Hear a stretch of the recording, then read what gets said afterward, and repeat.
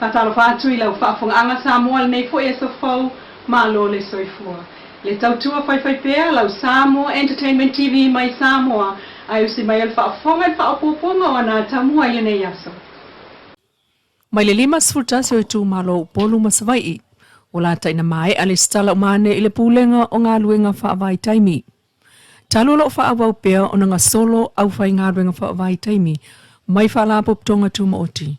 Na tātou fasilingi ai le minista o ngafa mga luenga whaavai taimi. Le fio ngā lau timu ia wele se afuava ai ile la asanga la tamai. Ua tātia mai ei fuufua ngā lua luma mau i tangata whai ngā luenga whaavai taimi. Ma le sautua lasi o whaafita uli o lo tupu mai ai. I Australia ma New Zealand le ngata o whanau e ave i whaamasinonga ai o le wha o lima mātanga, o le wha o lima onga, o le lima tango vale, o le wha leanga mea, ave tā vale o nana, o le wha o tauta, ma so i fua mau. Ma saunoa mai ai le fionga le minsta ia lau timu i ei tāpenanga le malo, ma ana fono wha vai le wha le leo ngā ruenga wha vai taimi. Ko wa fasfuru ku malo i o le stala mai. O si lai tu malo i e te toi. O le whakakari. Le tāpena mai e encourage a fwente i tu malo umai ni diskala i a uange i dina i mea kanga ka voi i le opportunity lea. O ale mele i o le whamarusia uma e o atangata i le skala mea ngā tu malo. Ye kaumwhaia fwele a boi le mele le adu fōlis ngaka le skala mea li si tu malo. Le au ngā kongu ngā ka kofin whawai. Ye kaumwhaia le skala mea lava i le sao le ima whaipude. So pure mo so ko mai kai li whaipude i le selecting o la tu tangata o la koa. Ma whaife au ho. Wa la ko la mana piko sigana ko sila fiola ko ka sko kongu mo pokala mea. Le fionga minsta o ngā ruenga whaavai taimi, malimta ngā ruenga o tupe. Lau timu ia, ua tu uai nei le atunu ui le so, mo samlanga wha le malo, ma le fionga le pā le mea fia mea nao mi mata afa, maisi, mo saina. Inisio tala, o le tali vawe atua le FESA, le Fire and Emergency Authority, pulenga fui mu ma whaalawe whaafua se i le mu o le whale i ala fua, le Plantation House, na whaasau ina e maotau a inga ma le a onga, i le sio manga, mai le so solo atu iai o le afi. O le whaale tonu le na tupu le fiafia na nafi le asonga fua, se fulu valu nove mai ala fua. Ele ima watu e tātou vala au telefoni le komsina o le pulenga fui mu, le sunga tanu vasa pe tone maunga, i se whamtalanga o le whaale tonu le ana po, pe taina ia tau, i le Samoa kolo upo le whata lise vawe atu lava iai, a le vaenga i whaleata, o fisa fuimu, ma ta pe vawe le afi a o le iso solo atu, i le a onga i leisi tu ma ainga au tafa, na ia tau fo i e lua vaenga ma ia pia ma le luane i whaleata, ma isi vaenga i tolu sa vala a weo ane, so soani whata siai, ma leo sa so soani e whatontonu ta avale, na uia le nā mga ala. Na ia tau fo i ono a fia tua oipe ana tua i te isi atu le fsosoni. I le lipoti lava lea o ta ua i e lea i se soifua nā whaina. Ai o le ta vale nā alua nei le awala mai lo atu wha le tonu na vilia le ofisa fui mu. Ma ia whau tua e ta ua le vala au le iwa ta stasi mua. Wha ato a wha o ngā i le o le telefoni se isi mea pe o le pu e ino le mu. O le business le ua mu le Plantation House e tuli loa lava e tangata asiasi mai fafo. Ma Samoa nei a lātou o loa matango fie, mai o loa whaateine a tamaitai, e pe o tautalinga o ato o la e whaapitoa foi o lātou fōlinga malenga o singa. O le fiongal pala mia fia me nao mimta a whalea na sauno alo i e te tala le fono whaaltau sanga, a tai o tangata whainga ruenga malo o Pasifika, leo tali malo ai Samoa la tele fitu se fulu su fono, mai le se fulu ono atunu o Pasifika le vai sonei. I le saunoanga le fionga le pala mea fia me nao mimta afa, o le tātou mitanga, o tātou o tangata Samoa, o fua o tātou ngā ruenga whai, malelelei ato atoa, o fōlinga wa aia fo ile nā, o le tali atu i tali ngā malo le o whai nei. Ma wha awhelo aia tuai i usu fono uma, i le vaia so whataltal noanga a noa, ma le whetuwha i sila fia. Ia puti ai pea ona se itia le tūlanga o le Pasifika i ana mea whai, ma ona to mai whaapitoa ai o ana tonu whai, e taula lava i lo tātou lava i tūlangi.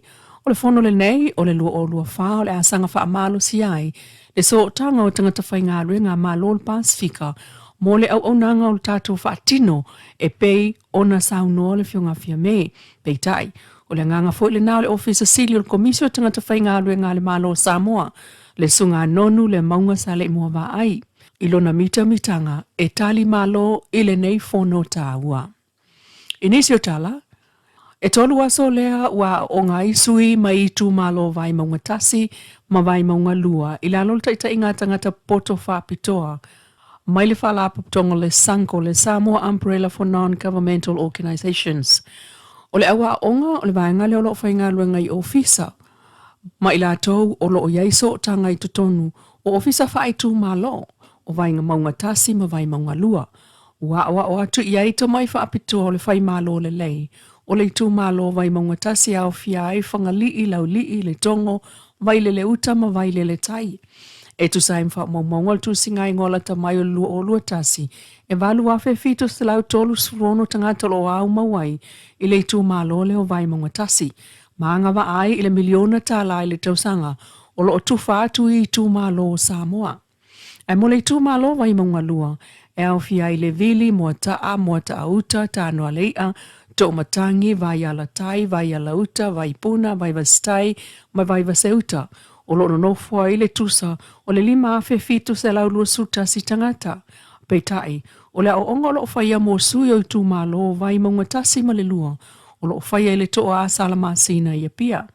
O le sa o le sango, ia lava le sila fia o tu malo, i Paul Kalame, fua nga i ngā renga whaatino ai tu malo. Ai mai se ai, o le whai mea tonu, whai mea manino ma le wha maoni, ma le sila fia whaataitai, i tu tonu o whono wha vai nei, ma tangata whai ngā renga i ofisa, il whaatinonga o lantou whai unga, ai o le sila fia lau tele, mo le whaaunga i no tupe, to e maua mai ai nisi tupe, e whaawa wai o na maua tupe tua iai, ma whaaoa i nā e le ainga, ai o le nuu mana tina e mō tangata nuu. O le o onga lea mo vai maunga tasi, ma vai maunga lua na amata mai ana nafi, mo lea so, ai wha umatai au ele mauto le toa salama sina i songi. O le marketina o Samoa i le lalolangi i le wafa i tangata ma le fisoswani a fisota inga te le wawame. Le isi sao tau o le fionga Heilani Pearl Gurubu i lo tātou atunuu. E ala le tauwanga le na malanga toa i Mexico le amtanga o le masina nei o Novema i le sa ilingo se Miss Universal ona fitu tolu. Peita ima le salaulu a lima tamaita i tauwaa mo le pale. Na sa ili mai ei tamaita i pito i lunga i tolu se fulu ele au sia le tau sala Samoa. Ai na mole mawina mamata ina isi vaenga o le tauwanga le na awai. Mai le amatanga e pei o le faalinga o la e le tunu u lava ia ma le ofuta ele. Mole mawina le mata ina o tau salatu il Pasifika a fiti ma Samoa. Peita i sa tau mwhai atu fo i teine o New Zealand ma Australia. Ai le i o fo i la ua i le stolu se fulu pito i lunga. O le whaataluanga po le interview, le na manu malo mai eilta maitai, mai le atu Scandinavia, mai le malo tupo Denmark o Victoria kia TV. Ai tu lua le teine Nigeria, tu tolu le Mexico, tu langa whaata maitai Thailand, ai lo na lima le Venezuela. Na whesilingia le to lima pito i lunga le tamaita i wa manu malo i ni suinga o lo na olanga, pe a whai ele isa isi e whaamsino ina ia. O le tali le tamaita i manu malo, ele sui a fualo na olanga, e o ngale sea o ai, mai o le aso lava malona mea fau, e ti matai le lumanai. Matalia fōlinga o le aso ma le aso, pe a mana o e iai se suinga. Ai o lana fautuanga mo tamaita i matalavoa mai mo atu i le tauvanga. Tu salava po fete sa wai po le afu i se mea na tupu i atu oe, e mwhaiona e whao ngai a vea mamalo si anga mo oe. E le isa isi e whao masino i nai oe. Ai tu la e mo le me sili, wafu ai ona i o finau foi. Mo se mea i longa i le tauvanga, ma ua le fiu ngō fie, i e talitonu i lau tangata, ma le mafua anga o lau awa i le tauvanga. O le pulenga o le manaia event i Samoa ma le Vodafone, lea na tu malo se langolango le wha moe moe le tausala a Samoa i le tauvanga. Ua o se sao tele lea, i le wha laulo ino o Samoa i le laulangi, ma tunu una iai i le tauvanga a latu tamaitai, lea ua bea i nei ma wha awo po wha pa anga Heilani Pearl Gurubu. Whaftai lau whaafonga le tautua whai pea le Samoa Entertainment TV mai Samoa ili nei fo i tula mana tamua. Whaftai fo i le Wendy's design o lo i funga lei mo le ofu matango fie ai whaasoi foia.